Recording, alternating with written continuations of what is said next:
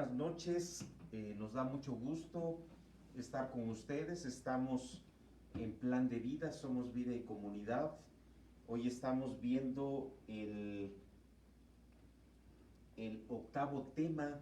Aquí están los 11 temas en los cuales está compuesto Plan de Vida, y hoy estamos por ver la destrucción del pecado. Hace una semana estuvimos viendo la blancura de nuestros vestidos. Decirles que este tema es muy importante. Yo he comentado que algunos temas son centrales. Por ejemplo, la eternidad en el corazón del hombre es un tema central. De entender ese tema y la aplicación que tiene a nuestra vida, podemos entender los demás temas, porque ello implica que le demos un valor espiritual a las cosas. También yo he dicho que hay temas que son transversales, que de alguna manera en cada uno de los temas tienen que ver y nos aportan principios. Por ejemplo, el tiempo y la hora es un tema transversal.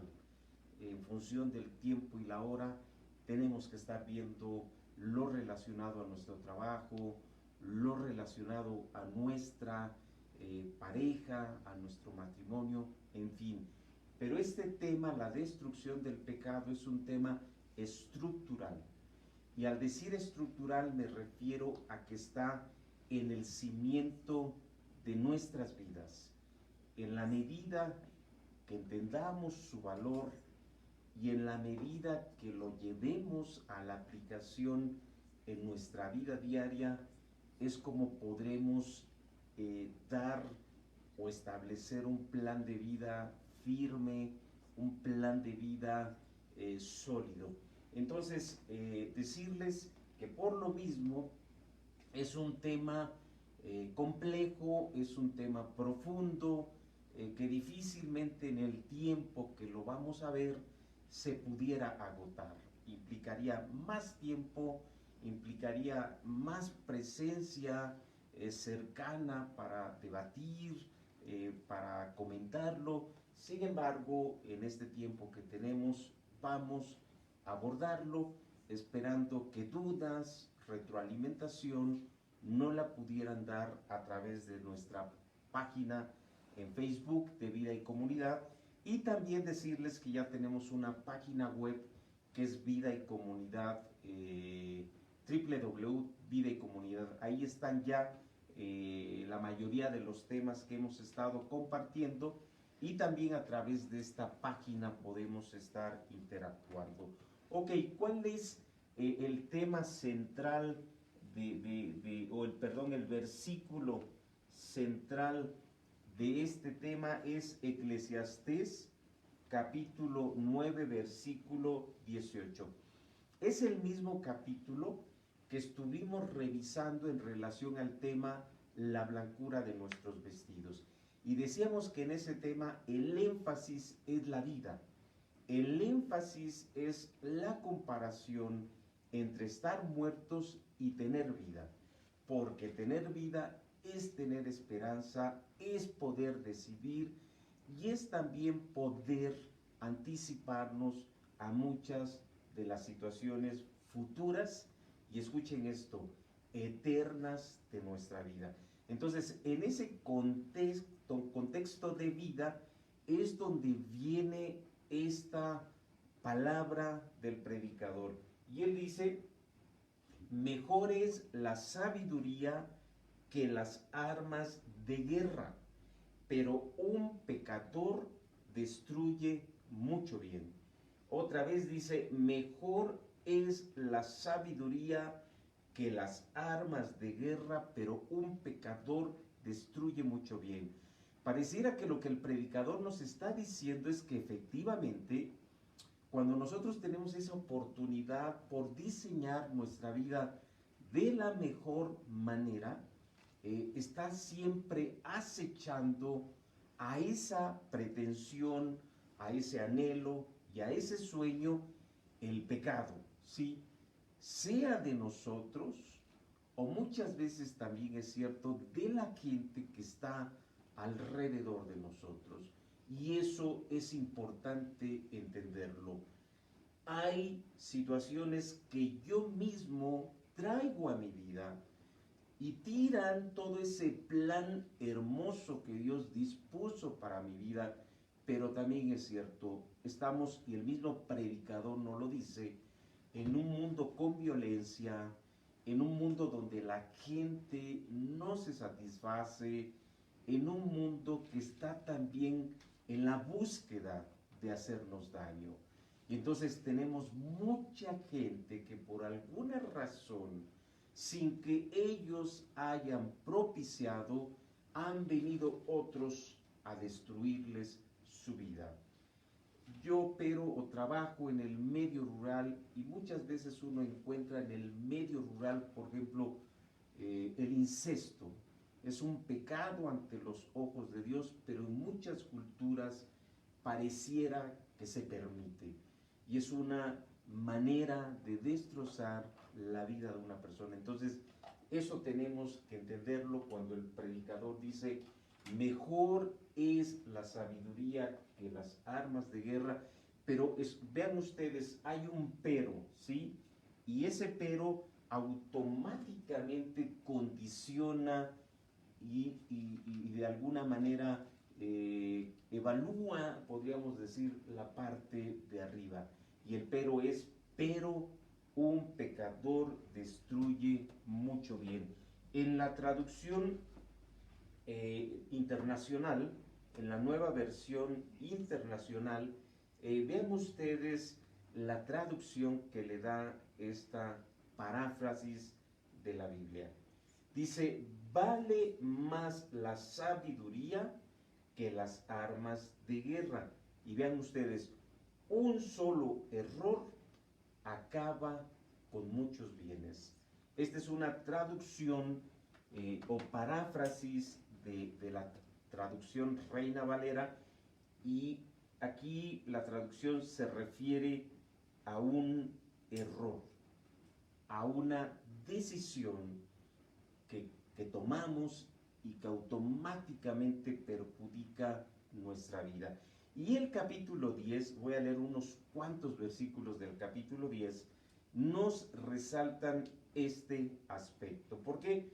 Porque dice, las moscas muertas hacen heder y dar mal olor al perfume del perfumista.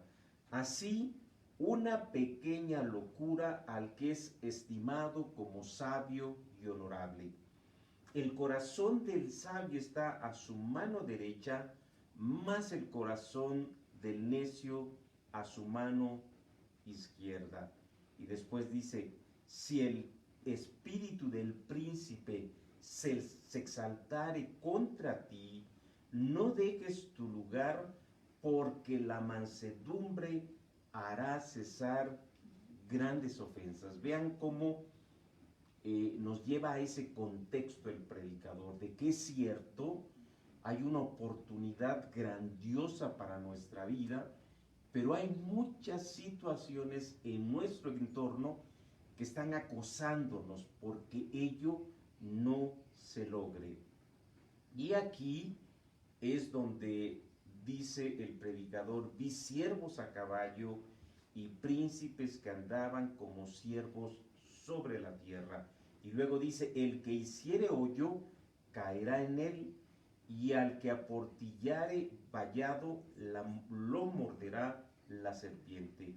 Quien corta piedras se hiere con ellas, el que parte leña en ello peligra.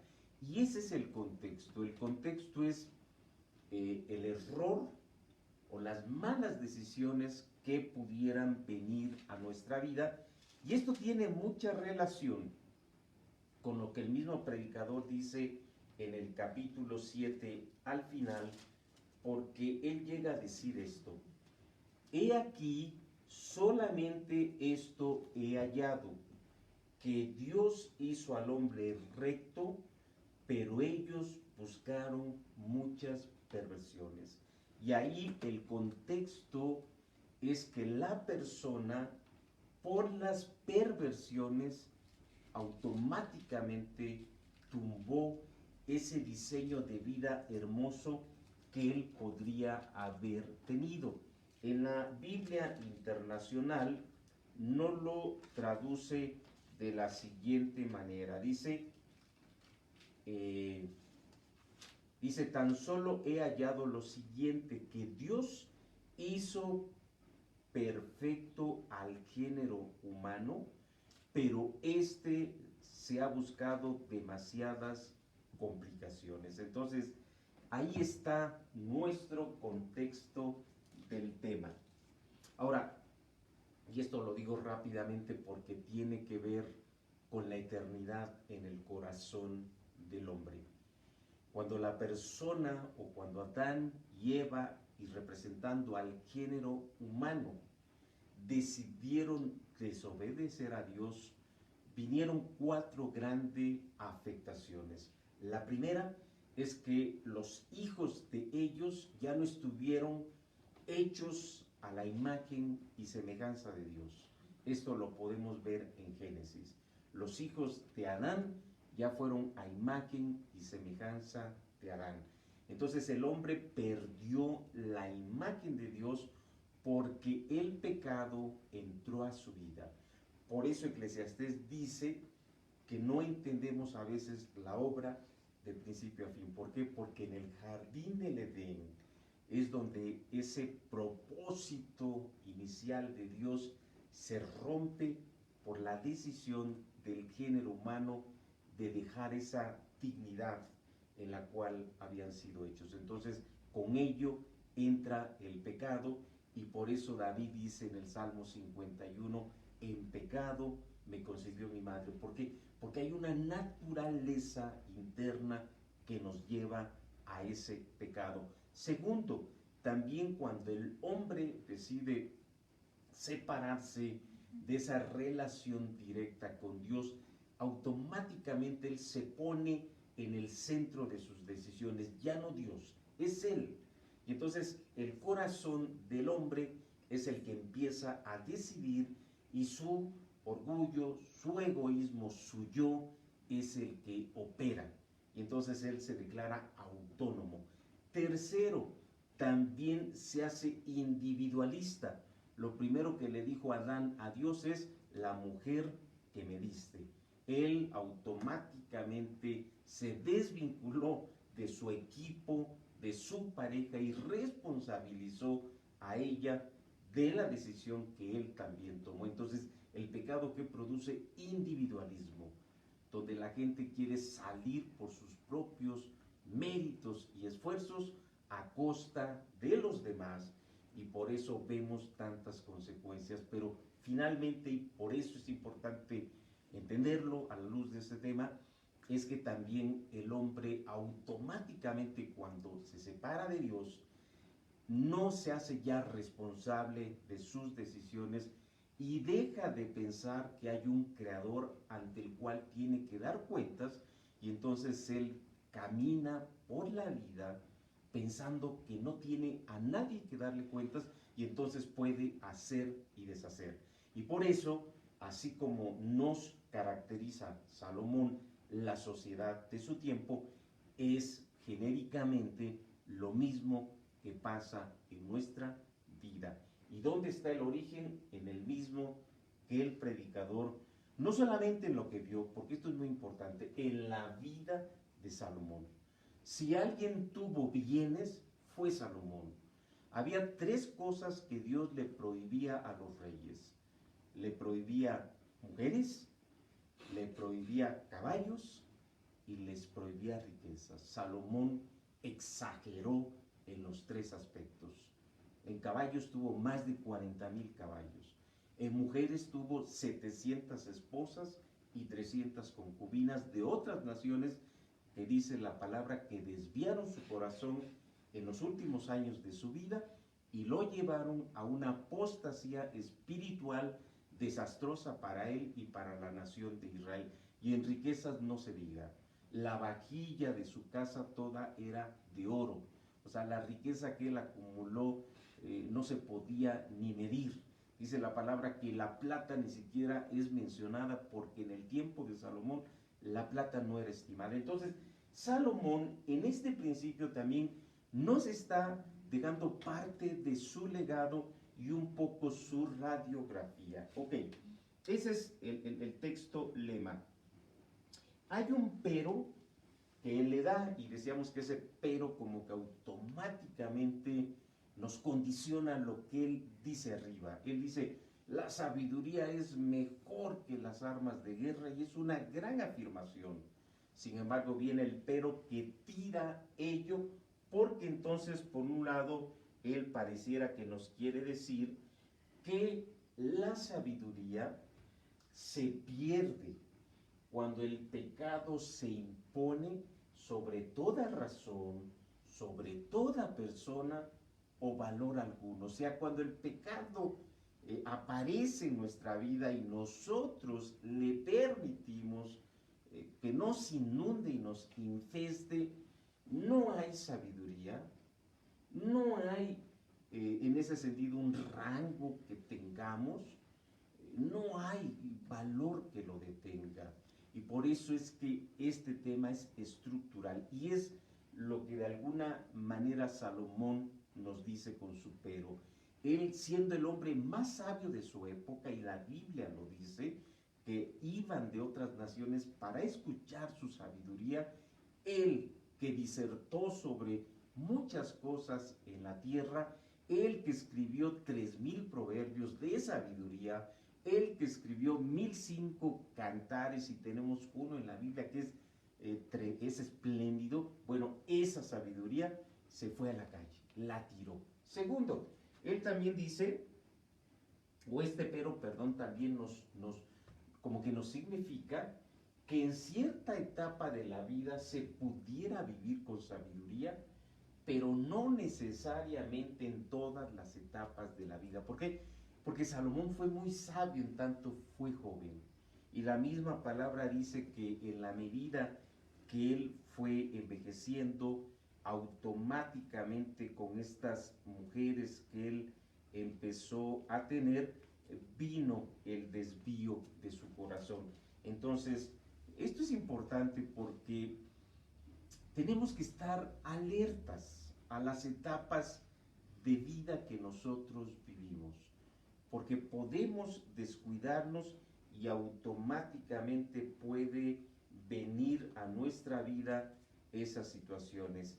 Rápidamente dice en Primera de Reyes, para afinar esta parte que yo les decía, dice así, dice, pero el rey Salomón amó además de la hija de Faraón a muchas mujeres extranjeras, a las de Moab, a las de Amón, a las de Tom, a las de Sidón y a las eteas de otras naciones, gentes de las cuales Jehová había dicho a los hijos de Israel, no os llegaréis a ellas, ni ellas se llegarán a vosotros, porque ciertamente harán inclinar vuestros corazones tras sus dioses. A estas pues se juntó Salomón con su amor, y tuvo 700 mujeres reinas y 300 concubinas, y vean, y sus mujeres desviaron su corazón. Y cuando Salomón era ya viejo, sus mujeres inclinaron su corazón tras dioses ajenos, y su corazón no era perfecto con Jehová Dios como el corazón de su padre David. Ese hombre que Dios se agradó de él porque cuando era joven pidió sabiduría y le dijo a Dios, no te demando riquezas sino sabiduría. Dios le dijo, por cuanto no pediste riquezas y has pedido sabiduría, te voy a dar además riquezas. Bueno, ese hombre finalmente en una etapa de su vida, en la vejez, decide tirar también lo que había recibido. Y esto es importante porque dice Génesis 4:7 que si bien hiciéremos, seremos enaltecidos. Esto es lo que Dios le dice a Caín. Dice, si bien hicieres, no serás enaltecido. Y si no hicieres bien, el pecado está a la puerta.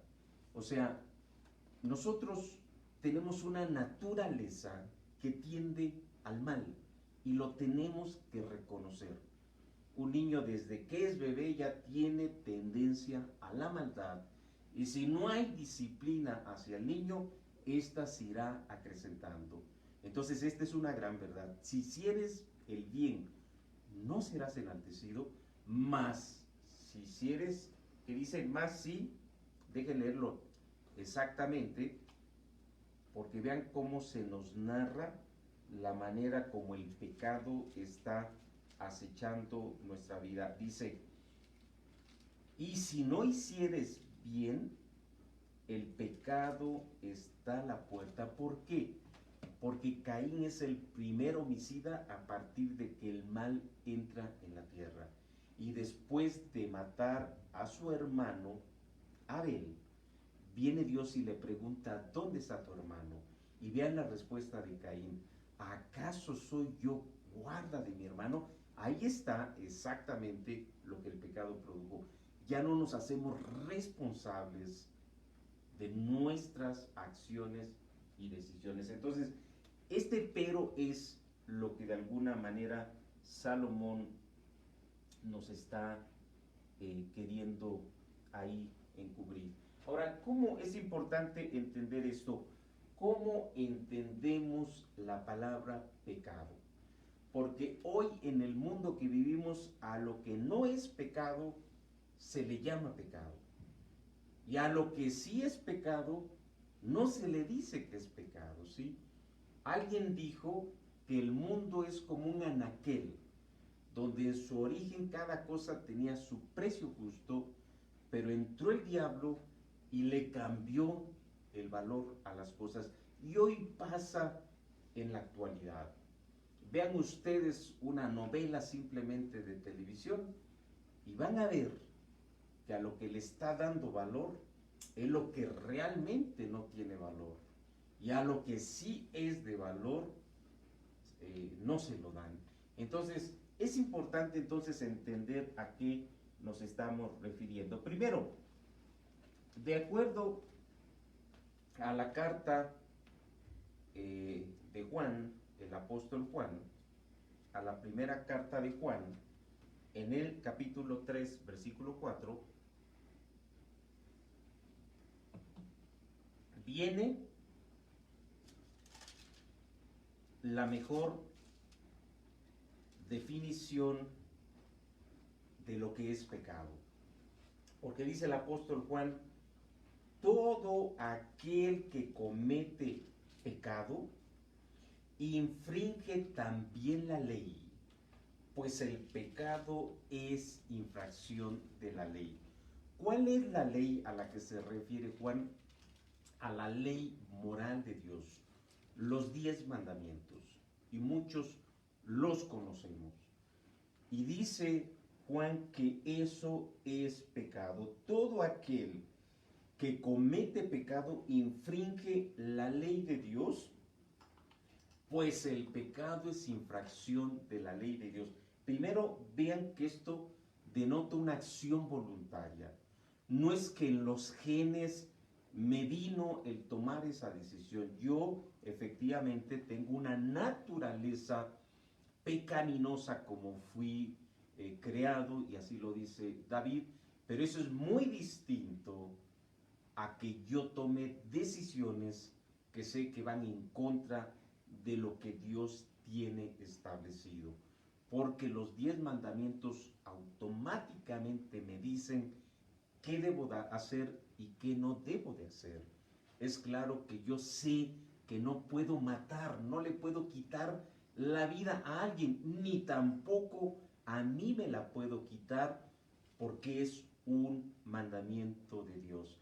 Entonces, si yo atento contra la vida de alguien o contra mi vida, estoy pecando, estoy infringiendo la ley de Dios. Si yo hablo mal en contra de una persona, si yo robo sus propiedades, si yo no tomo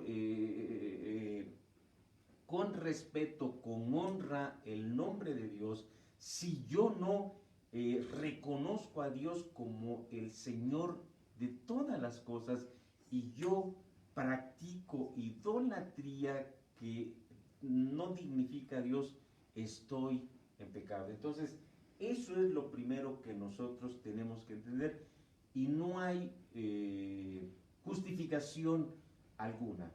Decía alguna vez Mark Twain, él decía, hay muchas cosas que yo no entiendo de la Biblia, pero sí entiendo los 10 mandamientos y yo sé que tengo problemas para cumplirlos. Entonces, esa es la primera acotación de pecado, pero hay otra que también es muy importante y que tiene mucha relación con el significado que vimos en la Biblia, ¿sí?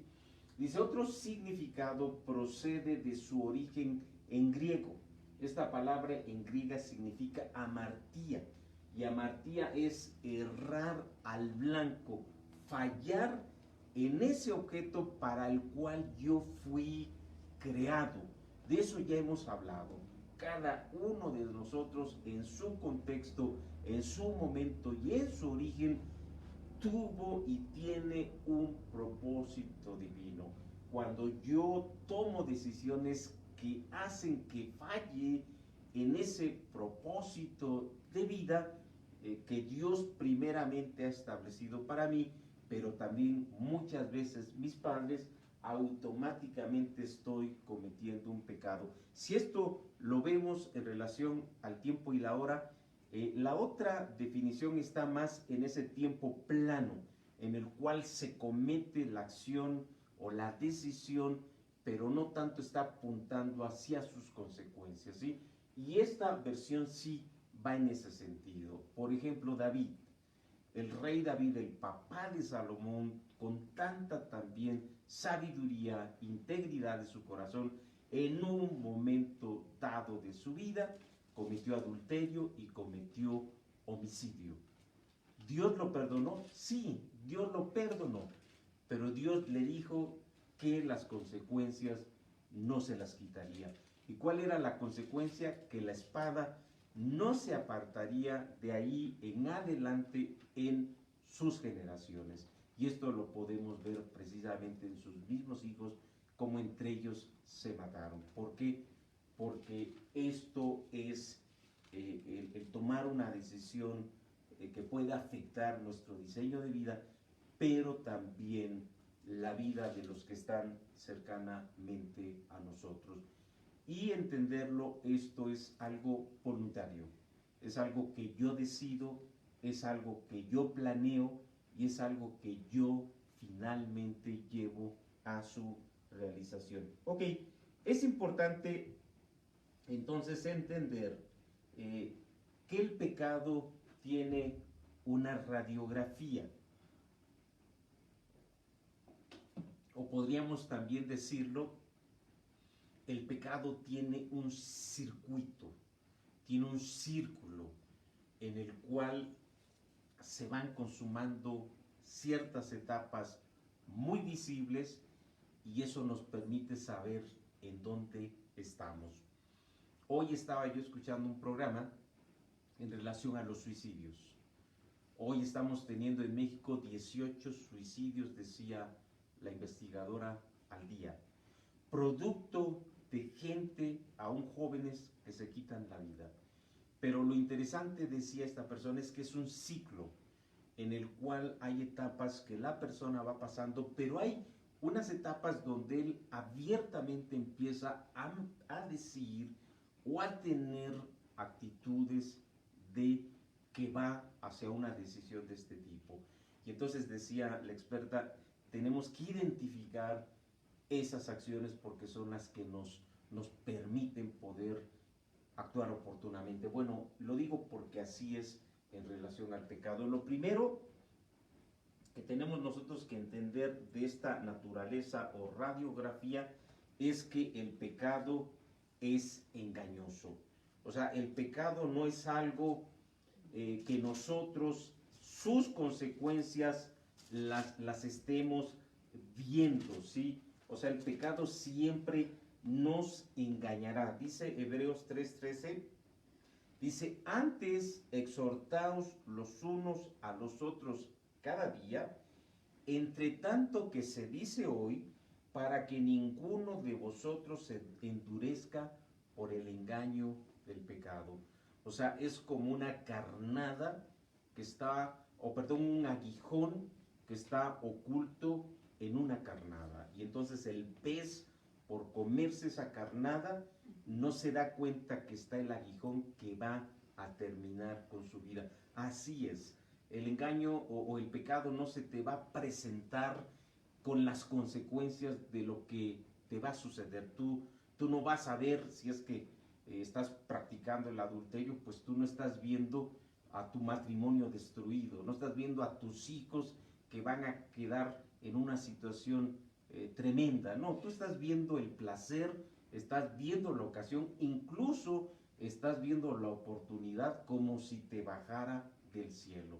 Y hasta la persona llega a decir, pues parece que las condiciones son tales que no puedo yo resistirme. Bueno, eso es lo primero que tenemos que entender. El pecado es engañoso. No vamos a ver las consecuencias. Segundo, dice Proverbios 7:22, y esto es muy importante y se aplica a diferentes ejemplos, que el pecado ultraja la razón. O sea, y lo decíamos por eso y lo decía Salomón, no hay sabiduría que valga, ¿sí? El pecado te anula el razonamiento y puedes llegar a hacer cosas que no son ni siquiera mencionables. El mismo Dios en la Biblia, cuando le recrimina a su pueblo el grado de apostasía y rebeldía al que llegaron, fíjate lo que dice Dios, ni siquiera yo me imaginé ese grado de maldad al cual llegaron. Ve hoy tú la sociedad que vivimos y tú te sorprendes, dices, ¿cómo puedes ver a una persona que atente contra sus propios hijos? ¿Cómo puedes ver a una persona que atente contra su matrimonio? O que simplemente no tenga humanidad para quitar una vida. Bueno, dice Proverbios 7:22 al punto, y está hablando de un ejemplo, que está hablando de una persona, de un varón. Dice, al punto se marchó tras ella, como va el buey al degolladero y como el necio a las prisiones para ser castigado, como el ave que se apresura a la red y no sabe que es contra su vida hasta que la saeta traspasa su corazón. Y hay otros versículos, por ejemplo, cuando Saúl peca, Samuel lo amonesta y le dice, has hecho locamente. O sea, el razonamiento deja de funcionar y eso tenemos que entenderlo. También es cierto, pues el pecado corrompe el carácter de la persona. O sea, es gradual y en la medida que la persona se está internando en una actividad de pecado, este pecado se va engrandeciendo y lo lleva al punto donde su carácter es completamente corrompido. ¿Y esto qué significa? Que su dignidad ya no le importa, ¿sí? Su dignidad pasa a un segundo plano porque hace lo que incluso ya no quiere hacer. Y eso es lo que Pablo nos dice en Romanos. Lo que quiero hacer, eso no hago, sino lo que no quiero, eso es finalmente lo que hago. Y él por eso llega a decir, miserable, maldito cuerpo de mí. ¿Por qué? Porque él se refiere a esa naturaleza que está en su vida y que lo lleva a hacer el mal. Pero lo que nosotros podemos ver en la Biblia es que cuando la persona se interna, ya sea en la violencia, ya sea en la pornografía, ya sea en las drogas, ya sea en la murmuración, en el sexo, eso va creciendo hasta que finalmente su carácter está corrompido. Dice Hebreos 12:15, dice, mirad bien no sea que alguno deje de alcanzar la gracia de Dios, que brotando alguna raíz de amargura os estorbe y por ella muchos sean contaminados. Y hay otra parte donde se nos describe cómo la amargura comienza desde pleitos, desde contiendas, y va creciendo a murmuraciones, va creciendo a maledicencia, hasta que finalmente se infesta en el corazón de la persona y empieza a irradiar a otras. Entonces, esto es importante, el carácter nuestro se corrompe, el carácter nuestro cada vez va tendiendo a hacer cosas peores, ¿sí? Y también es cierto, dice Santiago 1:15, que el pecado termina destruyendo nuestra alma. Dice Santiago 1:15, entonces, voy a leer un poquito antes para que entendamos, porque es parte de la tarea. Dice, cuando alguno es tentado, cuando de su propia concupiscencia, y concupiscencia es tentación, cuando de su propia tentación es atraído y seducido, entonces la concupiscencia, después que ha concebido, da a luz el pecado. Y el pecado, siendo consumado, da a luz la muerte. Amados hermanos míos, y ve lo que dice, no erréis. Otra vez, en ese contexto de que una decisión finalmente puede hacer que tu vida tenga un error y sea un error determinante, ¿sí? Y aquí nos relata algo muy interesante Santiago. Dice que comienza con una tentación, comienza con un pensamiento, y ese pensamiento se convierte en pecado hasta que lo concebimos. O sea, ya no se queda en el pensamiento, sino que nosotros le damos procesamiento, lo llevamos a su consumación y entonces da a luz el pecado, ¿sí? Y ese pecado dice que finalmente da a luz muerte, y es cierto. Por eso es que eso no lo vemos cuando cometemos el pecado, no vemos las consecuencias. ¿Y qué termina siendo ello? Muerte, no solamente física como puede ser, ¿sí? Una persona que es violenta va a terminar en la muerte, ¿sí? Una persona que hace daño o que simplemente por no tomar buenas decisiones deja a su familia, pues va a terminar, si no con una muerte física, con una muerte emocional. Pero esto es importante, también la palabra nos dice que va a haber una muerte espiritual, por cuanto no venimos a Dios para ser perdonados por Él en estas decisiones que tomamos. Entonces el pecado finalmente destruye nuestra vida, pero también destruye nuestra alma.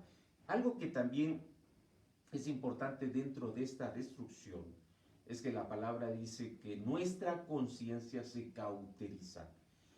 Tú, aunque dijeras yo no creo en Dios, tienes una conciencia donde está escrita la ley de Dios.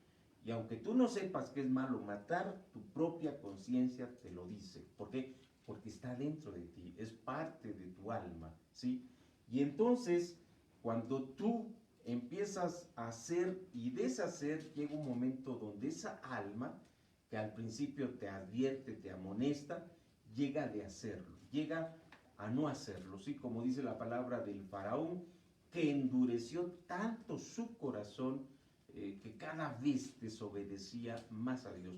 No es que Dios estuviera endureciendo su corazón, es que más bien él ya había tomado una decisión de no obedecer a Dios, y entonces esa decisión fue la que quedó ahí endurecida. Es como cuando tú te pones gel.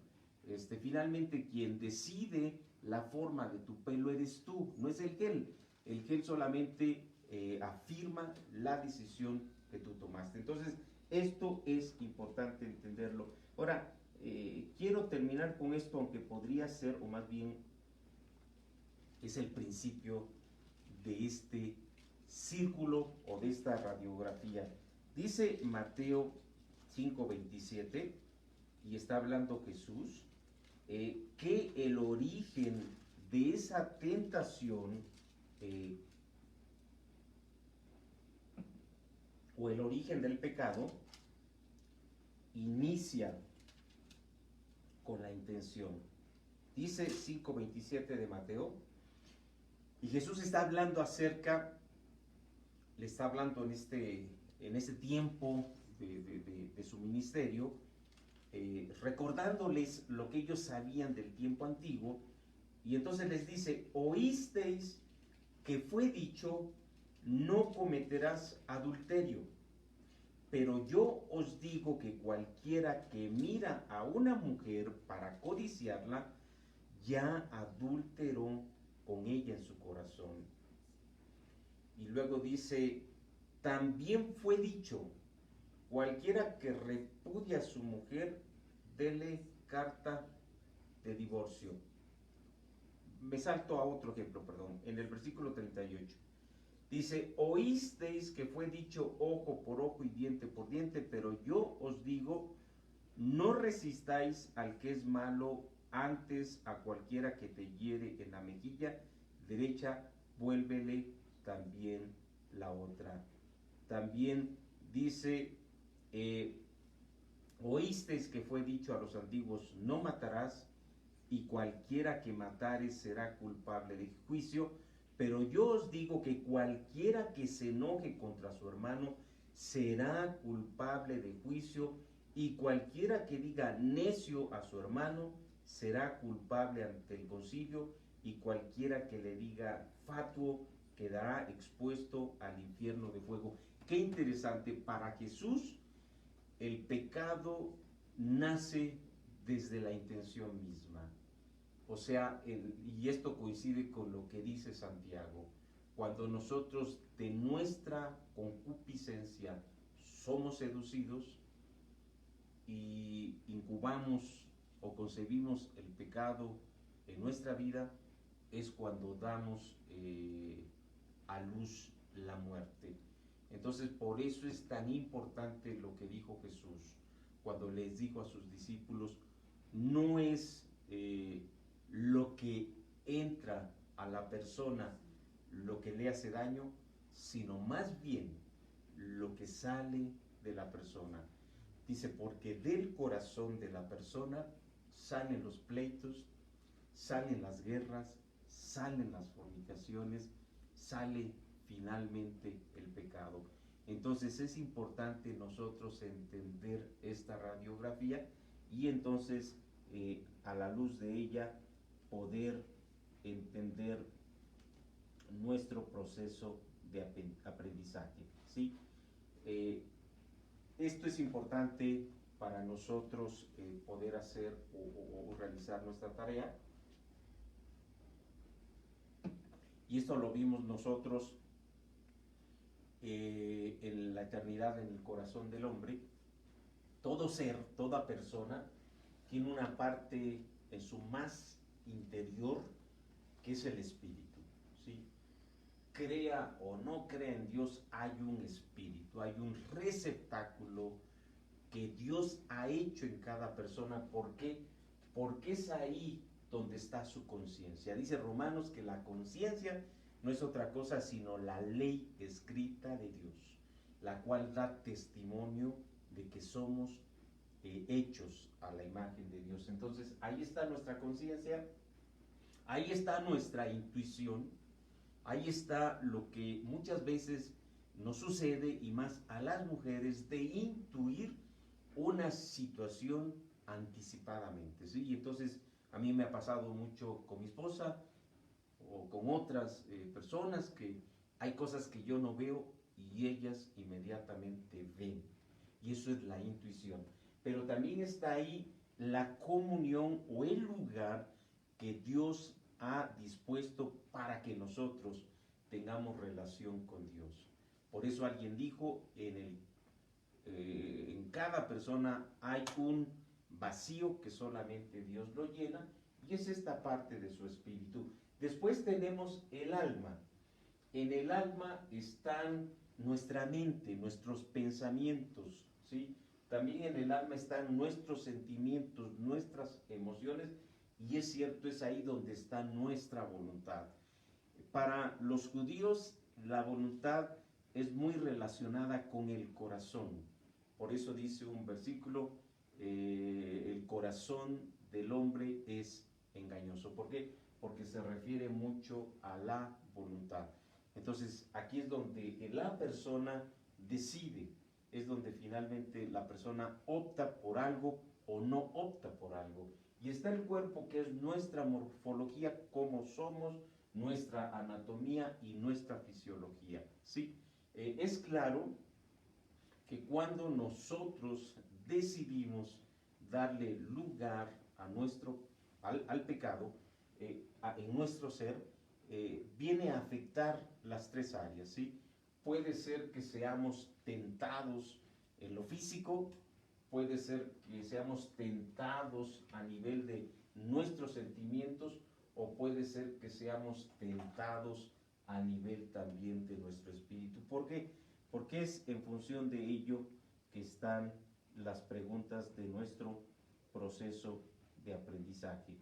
La primera pregunta es: ¿estás luchando con alguna tentación o pecado en tu vida?